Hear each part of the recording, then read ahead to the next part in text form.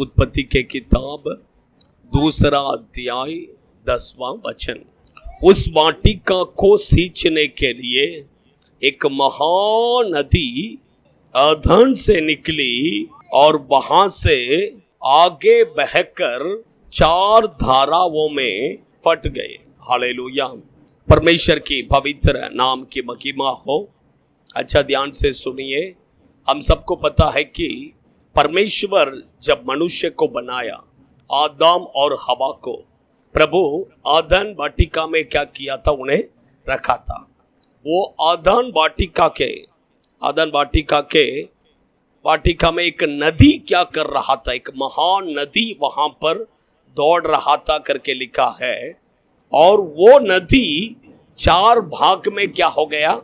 अलग फट गया। 4 भाग में फट गया करके लिखा है। परमेश्वर की पवित्र नाम की महिमा हो। इवन आप प्रकाशित वाक्य के किताब में भी अगर 22वां अध्याय में पढ़ेंगे तो स्वर्ग में भी लिखा है कि एक महानदी वहां पर भी परमेश्वर के सिंहासन से क्या कर रहा है? दौड़ रहा है करके लिखा है। पढ़िए प्रकाशित वाक्य के किताब 22वां अध्याय, उसका पहला वचन, दूसरा वचन पढ़िए। फिर उसने मुझे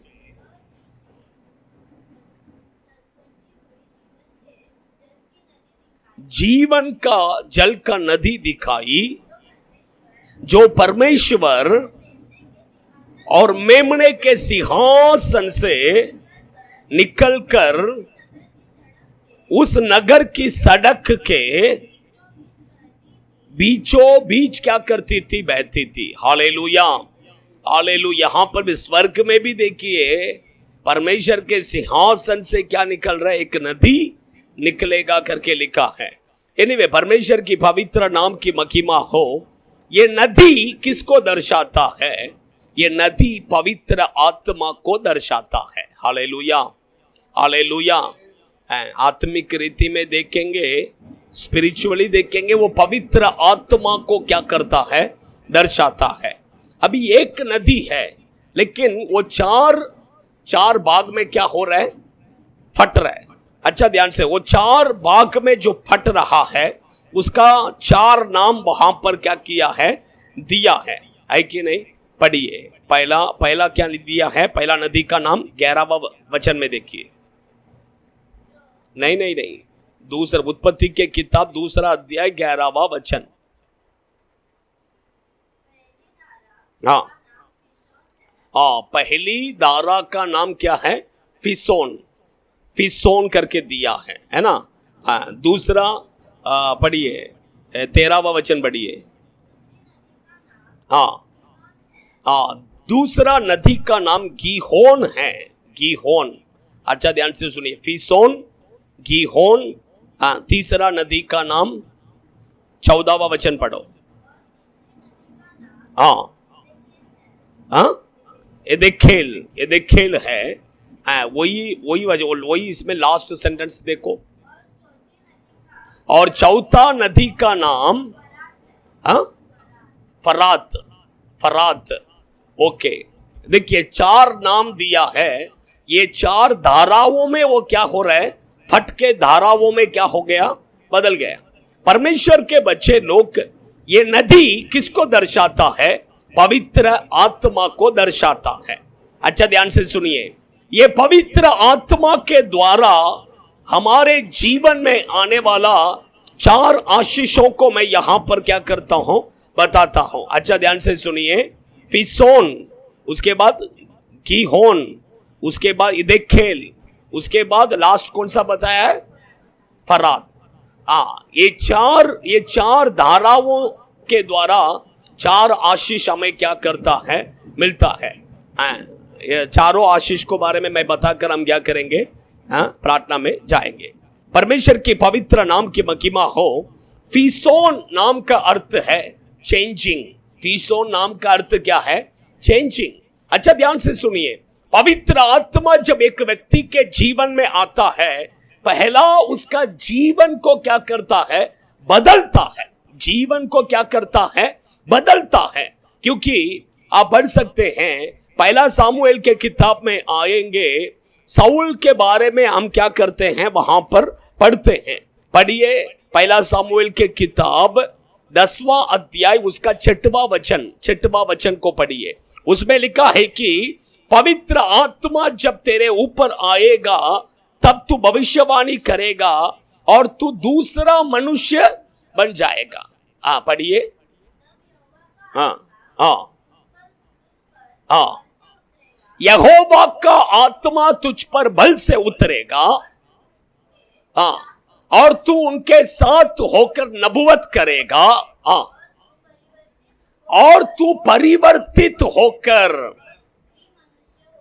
और ही मनुष्य हो जाएगा। देखिए चेंज क्या हो जाएगा, परिवर्तित होकर और ही मनुष्य क्या करेगा, हो जाएगा। उसका मतलब दूसरा मनुष्य बन जाएगा। अच्छा ध्यान से सुनिए, इसलिए मैंने कहा पवित्र आत्मा जब आता है एक व्यक्ति के जीवन में क्या लाता है, चेंजिंग, परिवर्तन को क्या करता है, लाता है। उसका जीवन को बदलता है, उसका कैरेक्टर को क्या करता है, बदलता है।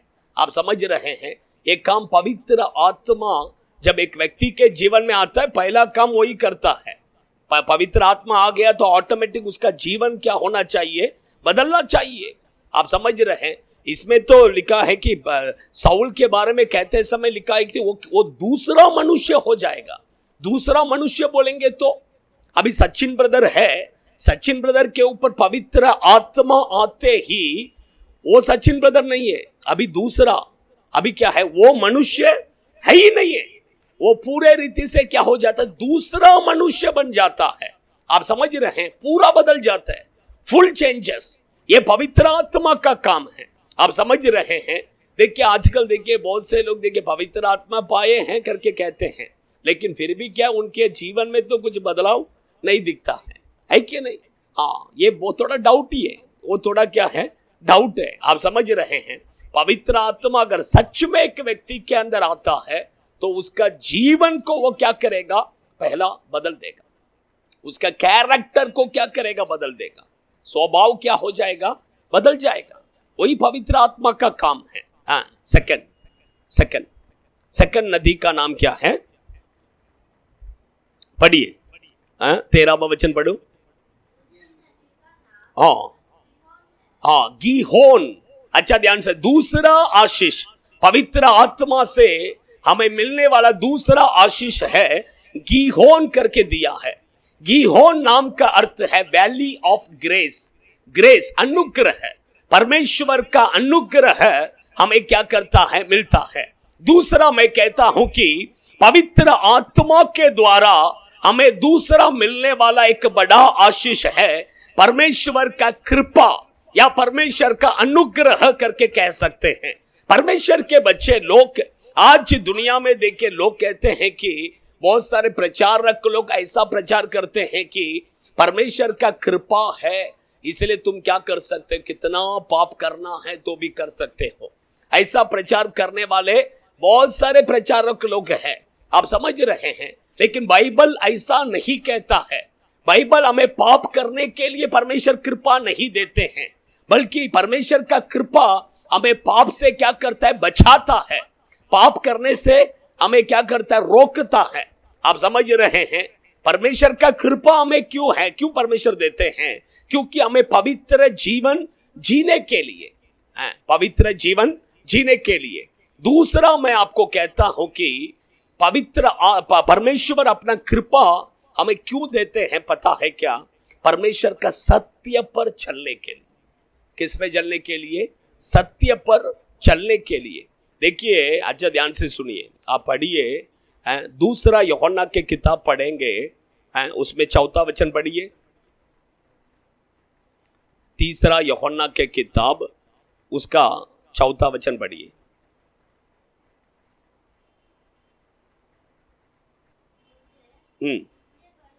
हाँ, मुझे इससे बढ़कर और कोई आनंद नहीं, हाँ, कि मैं सुनूं मेरे बच्चे सत्य पर चलते हैं। आप समझ रहे हैं, परमेश्वर चाहते हैं कि आप और मैं किस में चलना है, सत्य पर चलना है। प्रभु यही चाहते हैं। क्योंकि बाइबल में लिखा है, यशायाह के किताब में लिखा है, जो सत्य पर चलते हैं उनके लिए ही स्वर्ग में क्या है, दरवाजा ओपन होगा, गेट क्या होगा, उनके लिए ओपन होगा। इसलिए परमेश्वर के बच्चे लोग, सब लोग ऐसे ही चर्च स्वर्ग में क्या नहीं कर सकते, अंदर नहीं जा सकते हैं। जो सत्य पर चलते हैं वही लोग पर स्वर्ग में क्या कर सकते हैं, जा सकते हैं। मैं कहता हूं कि क्या आप और मैं सत्य में चल सकते हैं क्या? चल सकते हैं क्या? सोचिए ना, चल सकते हैं क्या? परमेश्वर का वचन सत्य है। ये वचन कहता है कि तुम्हें एक गाल पर अगर कोई मारे तो दूसरा गाल दिखाओ करके कहता है। क्या आप दिखा सकते हैं? आप दिखा सकते हैं क्या? बोलिए। हाँ, देखिए, ये परमेश्वर का सत्य वचन है। ये वचन को हम क्या नहीं कर सकते हैं, पालन नहीं कर सकते हैं। अगर ये वचन को, ये सत्य वचन को पालन करना है, उसी के लिए परमेश्वर का कृपा हमें प्रभु क्या करते हैं, देते हैं। ये हमसे नहीं होगा, लेकिन परमेश्वर का कृपा जब हमें मिलेगा तो होगा। आप समझ रहे हैं? इसलिए परमेश्वर, देखिए, सत्य पर चलना बोले तो इतना आसान नहीं है। आप समझ रहे हैं? सत्य पर चलना बोलेंगे तो इतना आसान नहीं है। प्रभु कहते हैं कि एक गाल पर मारेगा तो दूसरा गाल क्या करो, दिखाओ करके प्रभु कहते हैं। इतना ही नहीं, प्रभु कहते हैं कि पुराने नियम में तो एक स्त्री के साथ अगर कोई व्यभिचार करेगा तो व्यभिचार का पाप है, लेकिन नया नियम में प्रभु कहते हैं कि एक स्त्री को अगर तुम गलत नजर से देखा तो उसके साथ तुमने व्यभिचार किया करके प्रभु कहते हैं। सोचिए, तो ये कैसा रहेगा? ये हमसे होगा क्या? ये होने वाली बात है क्या? हाँ, सोचिए ना, ये होने वाली बात नहीं है, हमसे नहीं होगा, हमारे लिए बहुत कठिन है। लेकिन परमेश्वर उसका कृपा हमें क्या करते देते हैं। क्यों? ये सत्य के अनुसार हमें चलने के लिए। आप समझ रहे हैं? ये सत्य पर हमें चलने के लिए परमेश्वर कृपा हमें देते हैं। आप समझ रहे हैं? इसलिए परमेश्वर का कृपा है। पवित्र आत्मा के द्वारा हमें परमेश्वर का कृपा हमें क्या करता है, मिलता है। वो कृपा हमें उसके सत्य पर चलने में क्या करता है, मदद करता है। हमें पवित्र जीवन जीने के लिए क्या करता है, मदद करता है। इसलिए देखिए, मैं कहता हूं कि देखिए, मैं सत्य पर चलूंगा बोले तो हम नहीं चल सकते हैं। हम नहीं चल सकते। क्या आप चल सकते हैं क्या? बोलिए, चल सकते हैं क्या? नहीं चल सकते हैं। आप समझ रहे हैं? नहीं चल सकते। देखिए, पुराने नियम में परमेश्वर ने जो व्यवस्था दिया, वो व्यवस्था को कोई पूरा नहीं कर पाया, वो व्यवस्था के अनुसार कोई चल नहीं पाया। सोचिए, लेकिन अभी जो नया नियम का जो परमेश्वर नियम हमें दिया है, वो व्यवस्था से भी क्या है, कठिन है। आप समझ रहे? वो व्यवस्था भी क्या है, व्यवस्था से भी कठिन है। नया नियम में, पुराने नियम में दिया है कि अगर कोई अपने भाई को मर्डर करेगा तो ही मर्डर है, लेकिन नया नियम में ऐसा नहीं। अगर आप अपने भाई को अपने मन में अगर उससे बैर कर रहे हैं तो आपने क्या किया, उसको मर्डर कर दिया है। सोचिए, ये सब इतना आसान नहीं है। ये नया नियम में जो परमेश्वर ने जो दिया है, वो नियम को पालन करना, वो सत्य वचन को पालन करना इतना आसान नहीं है। उसके लिए हम परमेश्वर से क्या मांगना है, प्रभु की कृपा। परमेश्वर, ये वचन के अनुसार मैं नहीं चल सकता, ये सत्य वचन के अनुसार मैं नहीं चल सकता, लेकिन आपका कृपा मुझे दे दो ताकि मैं ये सत्य वचन पर चलूं। आप मांगेंगे, वो पवित्र आत्मा के द्वारा परमेश्वर वो कृपा हमें क्या करते हैं, देते हैं, ताकि हम उसके सत्य पर क्या करना है, चलना है। आप समझ रहे हैं? इसलिए परमेश्वर के बच्चे लोग, वही मैंने कहा, पहला पवित्र आत्मा के द्वारा हमें क्या आशीष मिलता है, चेंजिंग, हमारा जीवन बदलता है। दूसरा, परमेश्वर का कृपा हमें क्या करता है, मिलता है, ताकि हम सत्य पर चले। तीसरा ले लीजिए, 14वां वचन पढ़िए। तीसरा नदी का नाम एदेखेल, उसका नाम क्या है, एदेखेल। अच्छा, ध्यान से सुनिए, ये थोड़ा ध्यान से सुनना है। ये इसके बारे में जब मैं थोड़ा ऐसा मेडिटेट का अध्ययन कर रहा था, इसका मीनिंग देखिए, यूनिवर्सल जनरेटिव फ्लड करके दिया है। यूनिवर्सल जनरेटिव फ्लड करके दिया है। मैं थोड़ा इसके बारे में और थोड़ा गहराई में क्या किया, मैं थोड़ा जांचने लगा, तब पता चला कि ये देखिए, ये पवित्र आत्मा का अभिषेक के द्वारा हमारे अंदर क्या आता है, पावर आता है। एक पावर क्या कर, एक सामर्थ्य क्या करता है, आता है। वही देखिए किधर लिखा है, प्रेरितों के काम के किताब 1 अध्याय उसका 8वां वचन में लिखा है, पढ़िए।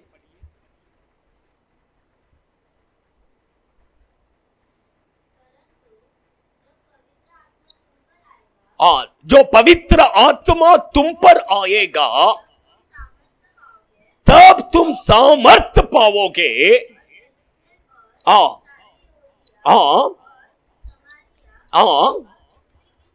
बस हो गया। अच्छा ध्यान से सुनिए, वही लिखा है, पवित्र आत्मा जब तुम्हारे अंदर आएगा तो तुम सामर्थ्य पाओगे। आप समझ क्या पाओगे, सामर्थ्य।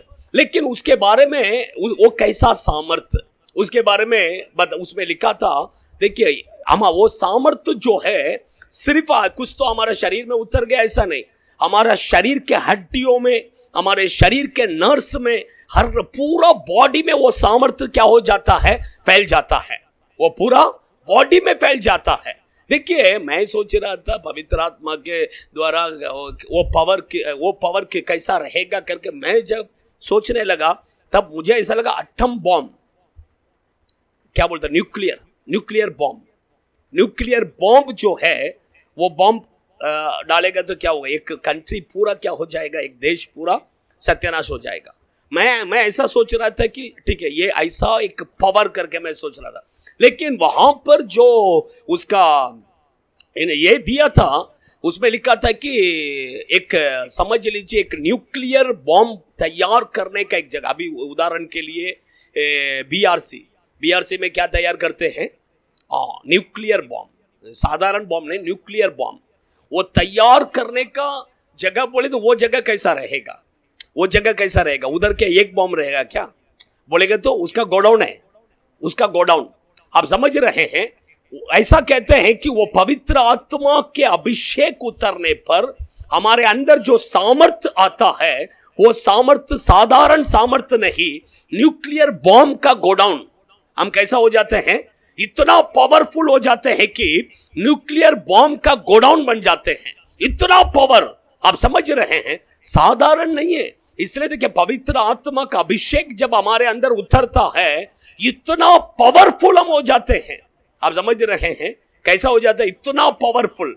शैतान तो पास आना भी क्या है, दूर की बात है। इसलिए देखिए शैतान देखिए अभिषेक पाया हुआ व्यक्ति के पास नहीं आएगा, वो किधर 10 फीट दूर में खड़ा रहेगा।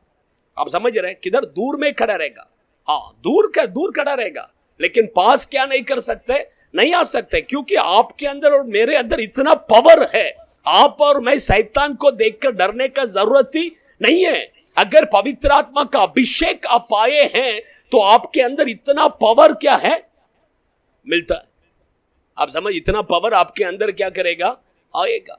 आप समझ रहे हैं, कुछ जगह में देखिए इलेक्ट्रिक करंट, अभी देखिए ये सब नॉर्मल करंट है ना, ये सब कितना वाट्स का रहेगा अपना इधर, 420, हाँ इतना नहीं है ना, इतना ही वाट नहीं, करंट जो मेन से आता है 420 वाट्स है ना, घर इधर जो आता है। लेकिन दूसरा और भी आप बाहर सब देखिए 10,000 वाट है ना, ये ट्रेन का इसमें सब देखिए 10,000, उसमें सब पास में जाएगा तो पकड़ के खींच लेगा।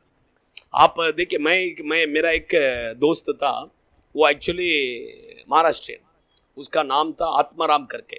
बचपन में वो लड़का पूरा क्रिकेट खेलता था, घूमता था, किधर भी घूमता था। एक बार क्या किया, कुर्ला टर्मिनस जिधर है उधर जो मालगाड़ी खड़ा रहता है पहला, वो मालगाड़ी में क्या था, दूध था, टैंक था, उसमें दूध निकालने के लिए उसने क्या किया, ऊपर चढ़ा, बस उतना ही। उसके बाद वो जो वायर जाता है वो उसको टच नहीं किया, लेकिन वो वायर ने उसमें जो करंट था वो उसका पैर को खींच लिया। उसका पैर को क्या किया, ऑटोमेटिक खींचा तो उसका पैर पूरा क्या हो गया, उधर ही जलकर पिघल गया पूरा पैर गया, उसका पूरा दोनों पैर गया। सोचिए, दोनों पैर गया, हाँ ऐसा हो गया। सोचिए ऐसा ही, इतना पावर उसमें करंट में है। आपसे ये करंट ऐसा नहीं है, ये करंट आप टच करेगा तो ही आपको क्या करेगा, लगेगा। लेकिन वो करंट ऐसा है कि आप उसके इतना दूर पर भी खड़ा रहेगा, आपको खींच लेगा। वो इतना पावरफुल होता है करंट। उसी तरह देखिए हमारे अंदर जो पावर आएगा वो नॉर्मल पावर नहीं है। आप समझ रहे, पवित्र आत्मा के द्वारा जो पावर हमारे अंदर आएगा वो साधारण पावर नहीं है। इसलिए देखिए शैतान क्या करता है, दूर ही रहता है। शैतान पास क्या नहीं करेगा, नहीं आएगा। आपका अंदर जो पावर है वो एक दूरी तक क्या करेगा, वो पावर रहेगा। आप समझ रहे, इसलिए देखिए वो पावर साधारण पावर नहीं है। इसलिए शैतान देखिए पास में भी क्या नहीं करेगा, नहीं आएगा, आएगा ही नहीं, इतना पावर होता है। आप समझ रहे हैं। देखिए वही तीसरा ब्लेसिंग पर तीसरा आशीष हमें क्या करता है, पवित्र आत्मा के द्वारा मिलता है। चौथा पढ़िए, वो 14वां वचन पढ़िए।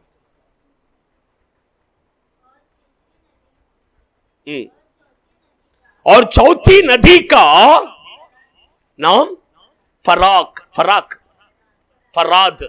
हाँ, चौथी नदी का नाम है फराद बोलेंगे तो दैट मेक्स फ्रूटफुल। वो क्या करता है, हमें फलदायक बनाता है। कैसा बनाता है, फ्रूटफुल। प्रभु चाहते हैं कि हम हर एक व्यक्ति प्रभु के लिए क्या करना है, फल देना है। पढ़िए यूहन्ना सुसमाचार के किताब उसका 15वां अध्याय,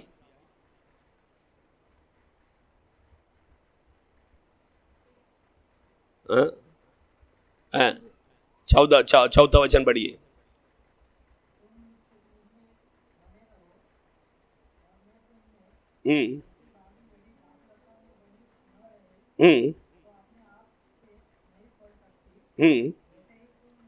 आठवां वचन पढ़ो, 8वां वचन।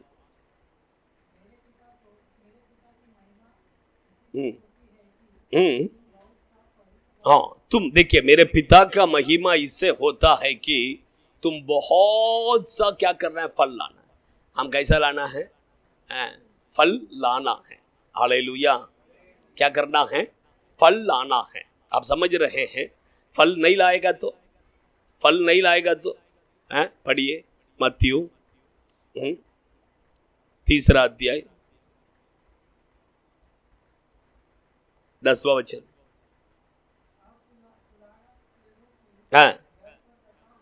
कुल्हाड़ा पेड़ों की जड़ पर रखा गया है, इसलिए जो पेड़ अच्छा फल नहीं लाता वह काटा आग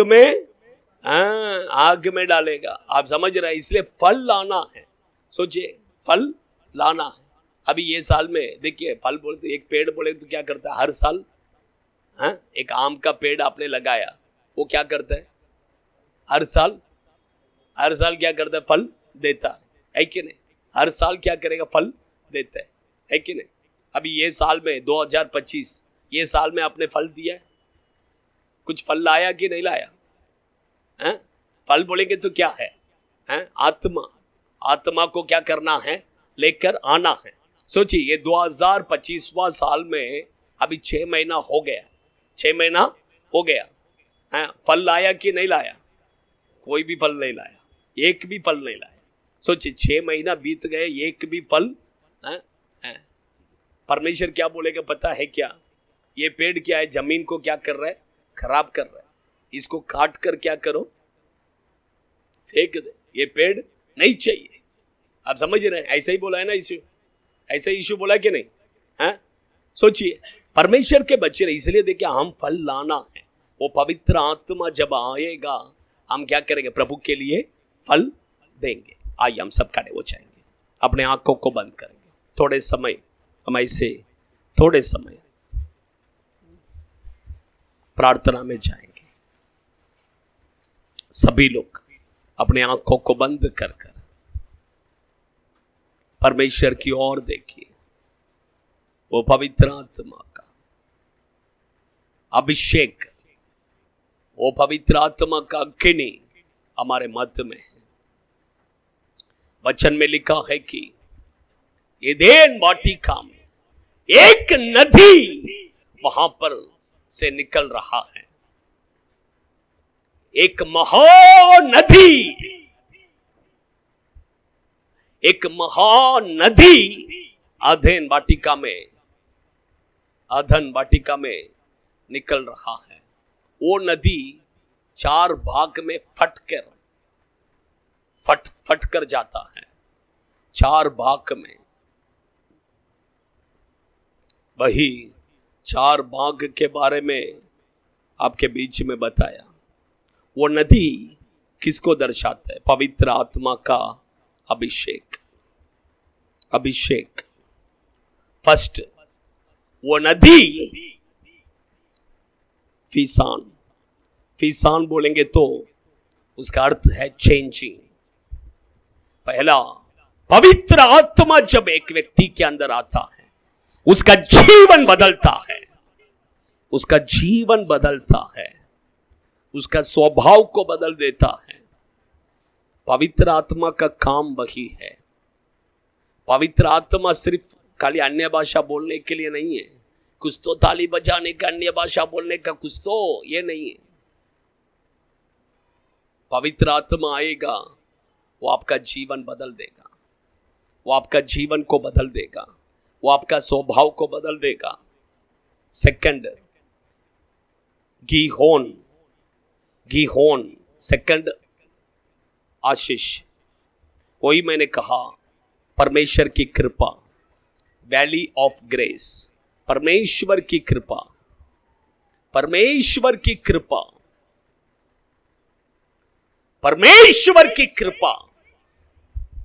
वो पवित्र आत्मा के अभिषेक जब हमारे अंदर उतरता है, उसके द्वारा परमेश्वर का कृपा हमारे अंदर आता है, परमेश्वर का कृपा हमें मिलता है।